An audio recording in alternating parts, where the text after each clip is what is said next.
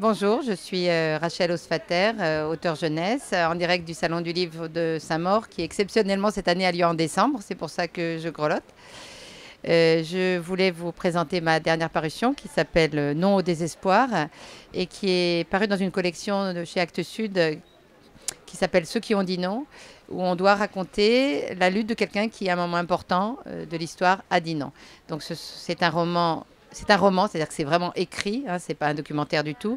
Et moi, j'ai choisi de raconter la lutte de Mordechai Anielewicz, que presque personne ne connaît, qui était le chef de la révolte du ghetto de Varsovie et qui a donc mené une lutte totalement désespérée qui a, face aux Allemands qui voulaient liquider le ghetto. Donc ce livre, je l'ai écrit parce que j'ai écrit un certain nombre de romans et de textes sur la Shoah, qui est quelque chose qui m'habite et qui habite mon écriture. Et j'ai essayé de lui rendre l'hommage qui lui était dû et de faire un livre à la fois qui éveille les consciences, mais qui soit aussi très émouvant.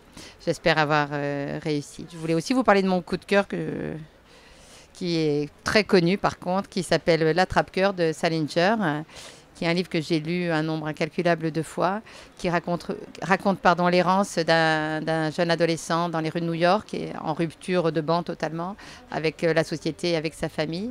Et c'est un roman écrit complètement de l'intérieur, ce qui est ce que moi j'essaie de faire quand j'écris des livres. Et absolument déchirant et de toute beauté. Voilà. Euh, à la fois sur l'errance, le désespoir, l'abandon et l'affection, l'amour et le goût de la vie quand même. Parce qu'il y a des livres qui changent les vies. Tous les livres ne changent pas la vie et les vies.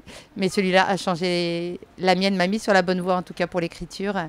Et, euh, et c'est un livre, chaque fois que je le relis, et pourtant je le connais par le cœur et par le cœur, l'attrape-cœur, à chaque fois il me rappelle ce qui est des choses absolument essentielles. Voilà, et je pense que tout le monde a besoin de le lire.